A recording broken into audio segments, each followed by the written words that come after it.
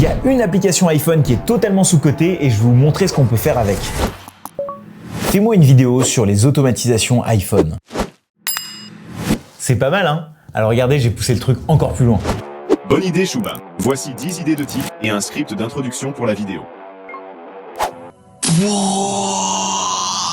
Pour faire ça, j'ai utilisé l'application Raccourci. Elle est présente partout sur tous les iPhones, les Apple Watch et les Mac et pourtant personne l'utilise. La raison, c'est parce que contrairement aux autres applications Apple, celle-là est un tout petit peu plus compliquée à configurer.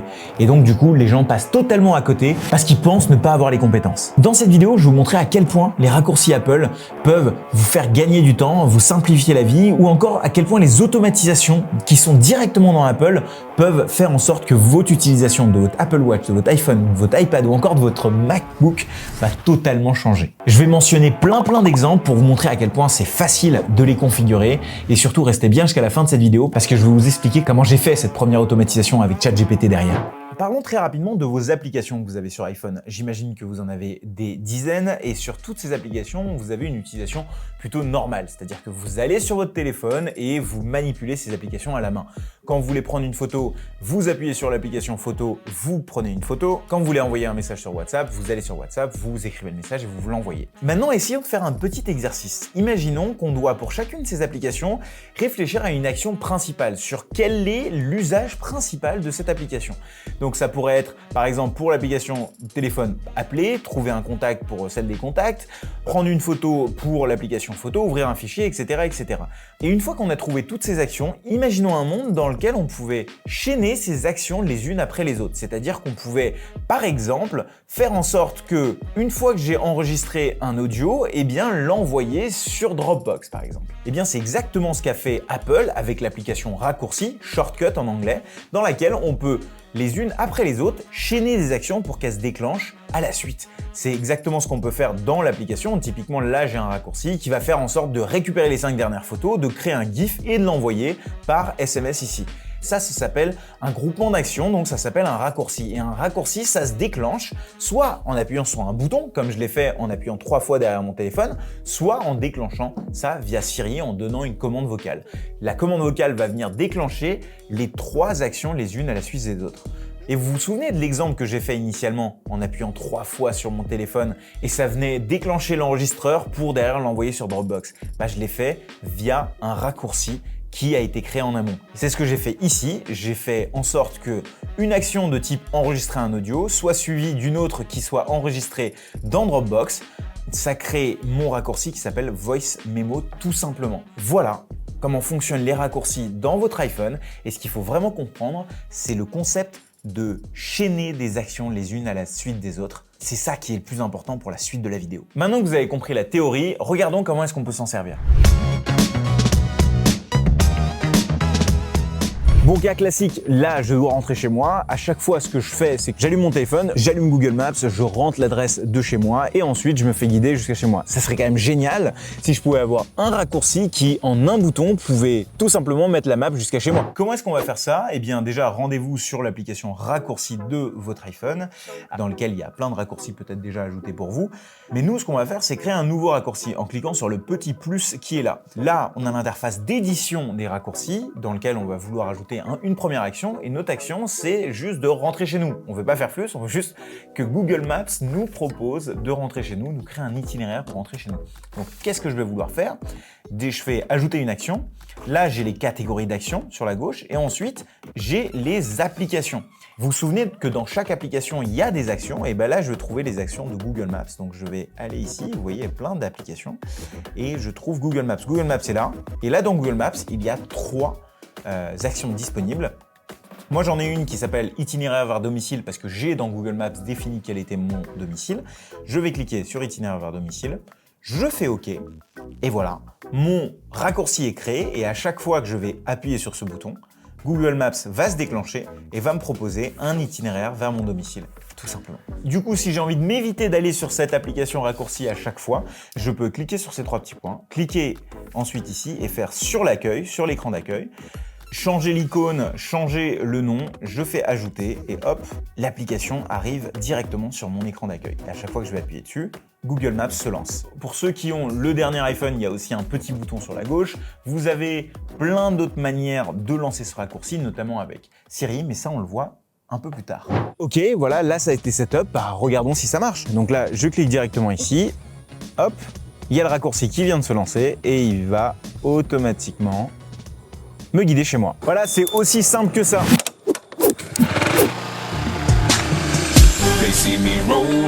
Ah oui, et là j'ai plus de batterie, je dois en plus envoyer un message à ma copine pour dire que j'arrive.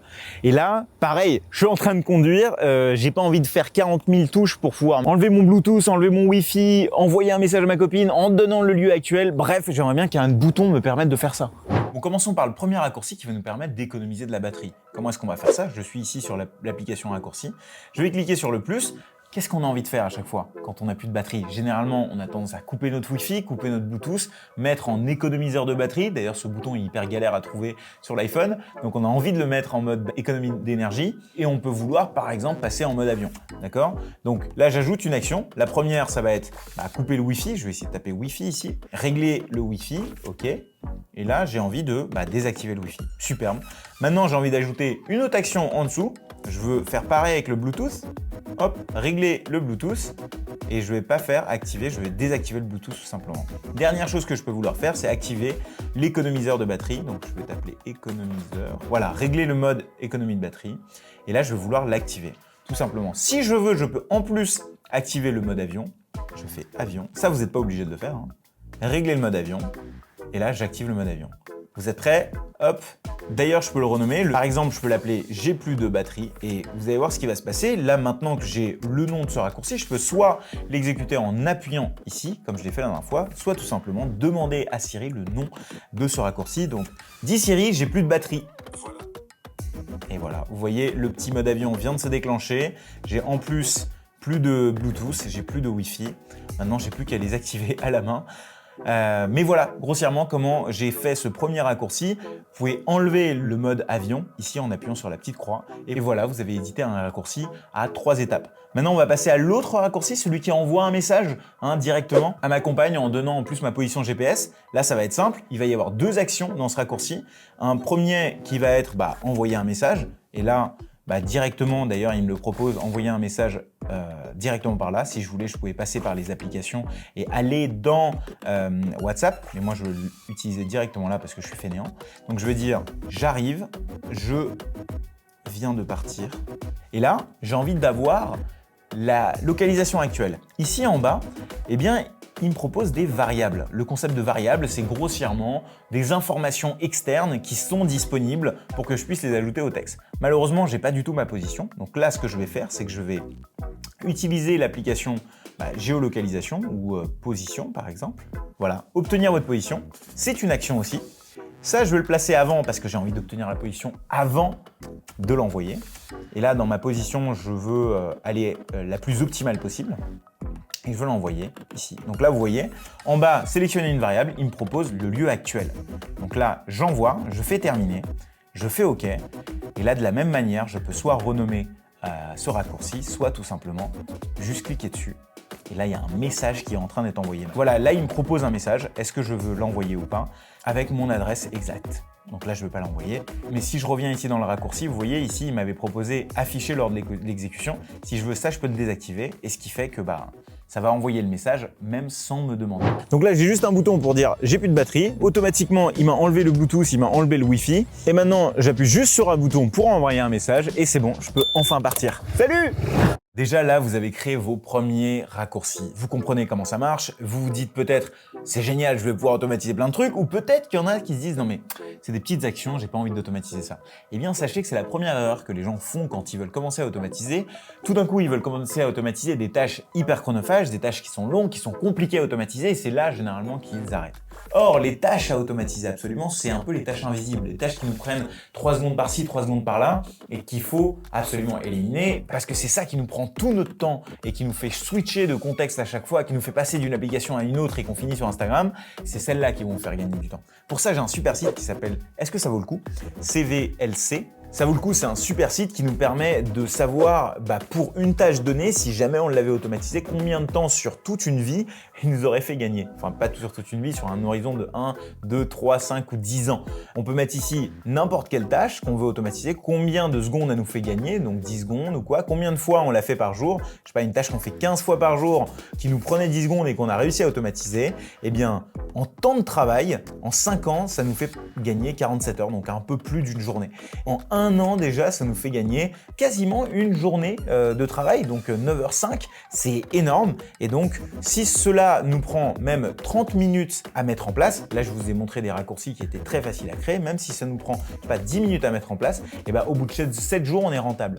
Donc au bout de 7 jours, la petite automatisation qu'on a créée, elle est rentabilisée. Les amis, si jamais vous êtes en train d'apprécier cette vidéo, n'hésitez pas à mettre un petit like, ça m'aide beaucoup, ça aide beaucoup cette chaîne à grandir. On est plus de 135 000 abonnés, ce qui est assez dingue. Et surtout, si vous êtes comme moi, vous vous intéressez à la productivité, au no-code, à l'automatisation, je pense que vous devriez vous abonner. Je fais des vidéos toutes les semaines. Bref, ça y est pour cette page de pub, on y retourne. Bon, là, vous avez vu des raccourcis assez simples, mais sachez qu'on peut aller extrêmement loin. Ça me prendrait des heures pour vous expliquer comment, mais on a de la chance. Avec l'application Raccourci, il y a une galerie dans laquelle on a plein d'exemples. J'en ai téléchargé quelques-uns et je vais vous faire la démo de quelques raccourcis un tout petit peu plus avancés. Donc, un des raccourcis, par exemple, c'est celui-là. C'est Record and Send. C'est un raccourci un peu spécial dans le cas où je suis en danger quelque part, je peux appuyer sur un bouton et en appuyant sur un bouton, il va se passer un truc de dingue. C'est que il va mettre en mode pas dérangé, il va enregistrer mon audio, il va l'uploader sur Dropbox, il va obtenir ma position et il va envoyer à Sophie, ma compagne, le fait que je suis en danger. Voici le message secret que j'ai enregistré dans un taxi parce que je me suis fait kidnapper et qu'il faut absolument qu'elle vienne me chercher. Bon, parfois je suis un peu trop dramatique, ça peut être aussi un date où vous avez juste envie de vous en sortir en tapant juste 2 fois derrière. Deuxième exemple d'un raccourci que j'ai trouvé hyper cool, c'est celui du play menu. Le play menu, on appuie dessus et puis au lieu d'aller bêtement chercher sur son téléphone ce qu'on doit faire, ce qu'on doit écouter, etc., lui nous propose un menu et va nous proposer des suggestions. Donc, est-ce que je veux allumer Audible, écouter Apple Books, écouter un podcast ou tout simplement écouter n'importe quelle musique dans ma librairie sur Spotify. Moi, je vais cliquer sur Open Audible et ça va tout simplement m'ouvrir Audible. Et là, au lieu d'aller sur l'application Audible, etc. et me faire avoir par d'autres applications, je vais directement avoir un seul bouton qui va me proposer un menu. Un dernier, c'est Shazam. Je pense qu'à chaque fois que vous entendez une musique un peu cool, vous essayez de lancer Shazam et après vous en faites plus rien. Avouez-le, vous êtes dans ce cave. Au maximum, vous allez juste faire le screenshot du nom de la musique, mais vous n'allez pas en faire grand chose. Et c'est pour ça que j'ai trouvé ce raccourci Shazam qui est hyper cool, qui permet de rechercher la musique dans Shazam, de prendre l'article, d'afficher une notification avec le nom de l'article, d'aller sur Apple Music pour savoir si jamais la musique est disponible. Si jamais la musique a été trouvée, ça va venir nous la lire dans Apple Music. Sinon, ça va juste tout simplement l'ajouter dans une liste de musique qu'on a envie d'écouter plus tard. C'est un peu compliqué vu comme ça, mais bon, vu que c'est pas nous qui avons dû la faire, il suffit juste de l'exécuter. Bon là, je vais pas vous chanter une chanson, mais l'idée c'est que Shazam est en train d'écouter et en fonction du résultat, il va se passer plein de choses avec des si, des sinon, etc.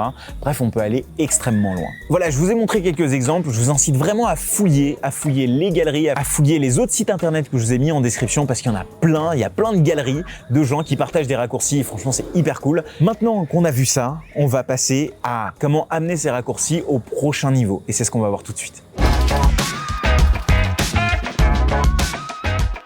Ok, on a vu les raccourcis, on a vu plein d'exemples et j'espère que vous vous dites waouh, il y avait toute une partie de mon iPhone que je ne connaissais pas. Sachez que c'est pas fini parce que maintenant on va parler des automatisations. Quelle est la différence avec les raccourcis? Eh bien, là où les raccourcis on pouvait les déclencher, donc cette suite d'actions on pouvait la déclencher en appuyant sur un bouton ou avec votre voix en demandant à Siri, eh bien sachez qu'il y a une possibilité dans votre iPhone pour faire en sorte que ce soit pas une action manuelle qui déclenche ces raccourcis, mais bien quelque chose de 100% automatisé. Donc, je parle ici des déclencheurs. Vous le savez, si vous suivez cette chaîne, je parle souvent des déclencheurs et actions. C'est ça qui crée une automatisation. Un déclencheur qui est indépendant de votre volonté, c'est-à-dire qui se déclenche quand il a envie, et une action, une suite d'actions qui se déroule. C'est ça une automatisation. Des déclencheurs, il y en a plein. J'ai une liste juste ici de tout ce qu'Apple nous fournit comme déclencheur. Bon, c'est en anglais, mais vous inquiétez pas, je vais vous les montrer sur mon téléphone juste après. C'est typiquement dès qu'une alarme a lieu, dès que vous arrêtez de faire du sport, dès qu'il y a un certain temps dans une journée, tous les jours à minuit ou toutes les semaines, vous pouvez déclencher une suite d'actions.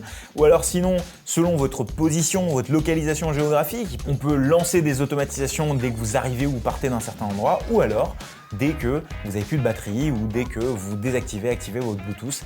Bon, tout ça, c'est théorique. Passons sur mon téléphone et je vais vous montrer en détail à quoi ça ressemble.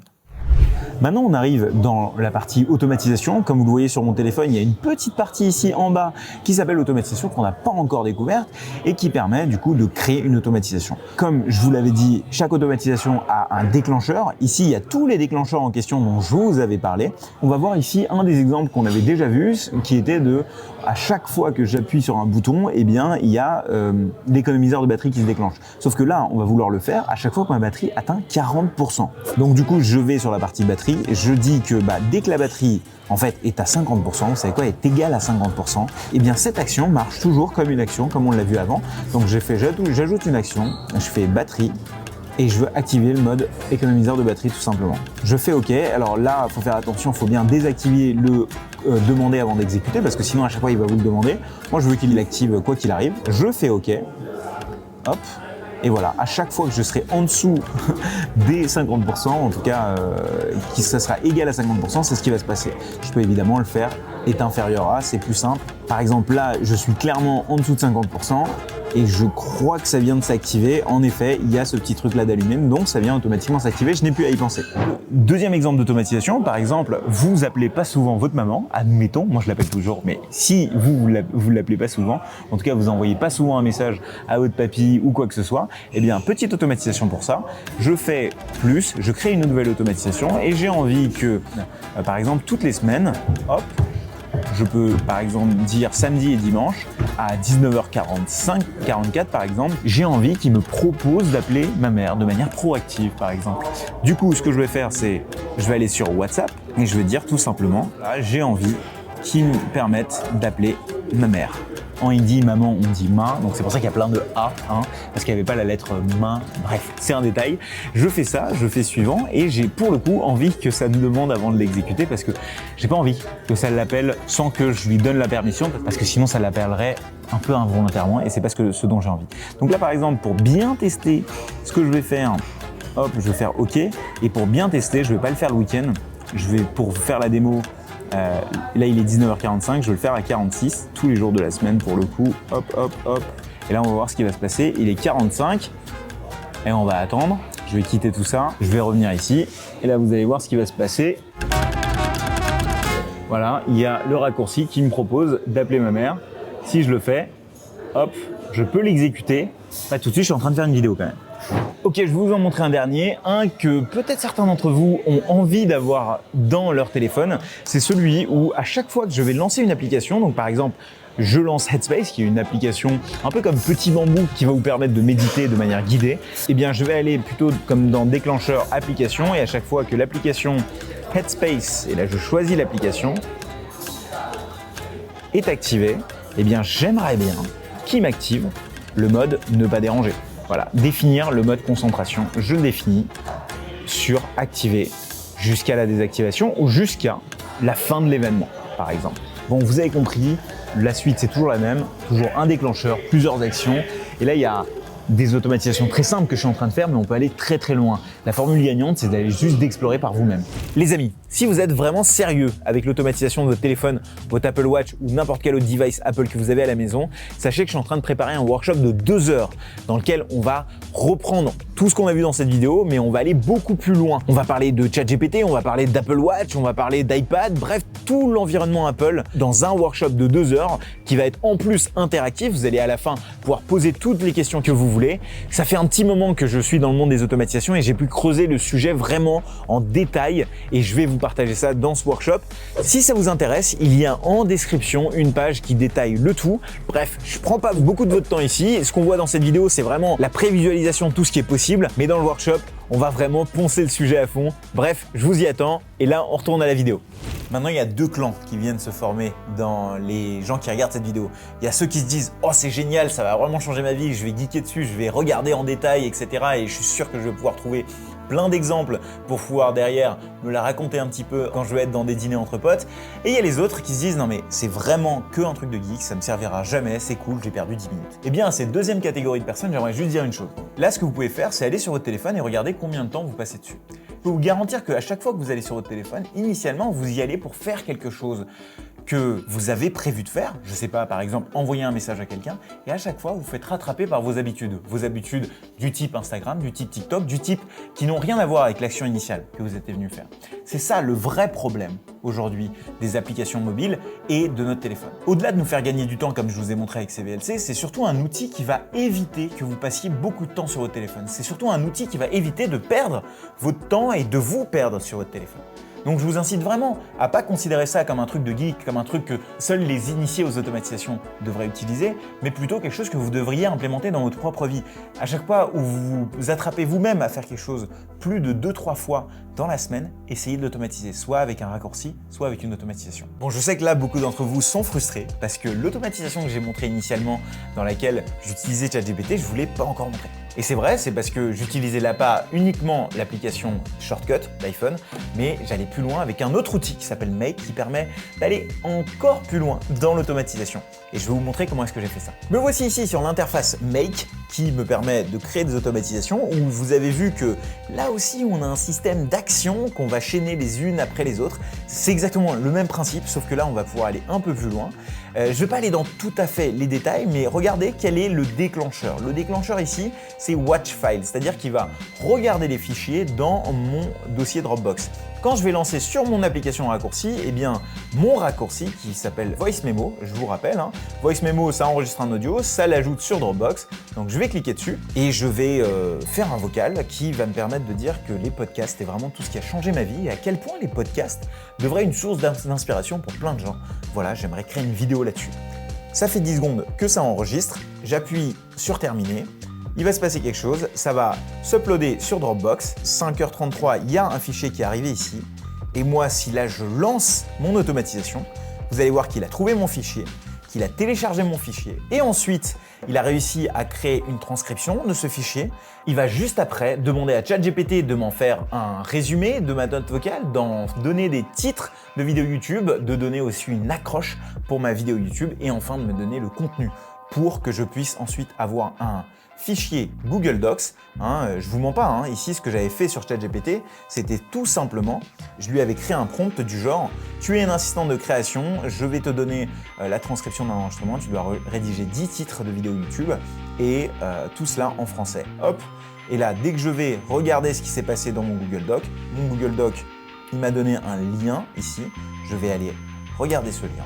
Et là, ça va être le moment magique.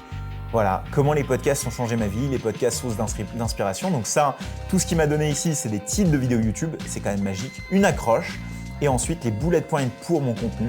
Voilà, mon histoire personnelle. C'est vraiment top. Voilà jusqu'où je suis allé avec l'utilisation d'un simple bouton, ou même de 3 tapes ici, pour pouvoir enregistrer ma voix et tout ce qu'on peut déclencher derrière. Avec les automatisations et avec surtout Make. Voilà, maintenant mon but c'est pas qu'avec ce genre de vidéo vous arrivez à faire ce genre d'automatisation directement, mais que ça vous donne des idées sur tout ce qui est possible. Sachez que si ça vous intéresse d'aller plus loin sur les automatisations, il y a le workshop comme je vous en ai parlé. Sinon, je vous invite à regarder mon autre vidéo sur Make, avant ça s'appelait Integromat, où en fait je génère des diplômes directement sur Make grâce à une automatisation. Vous allez voir, c'est assez magique avec un outil qui s'appelle Bannerbeer. Vous allez voir, c'est assez incroyable. Et pour ceux qui veulent suivre une formation gratuite en 5 jours sur l'automatisation qui s'appelle Automation Facile, un peu sur le même délire que Notion Facile que j'avais fait, il y a aussi le lien qui s'affiche ici. Bref, dans les deux cas, je vous retrouve sur votre écran. À tout de suite.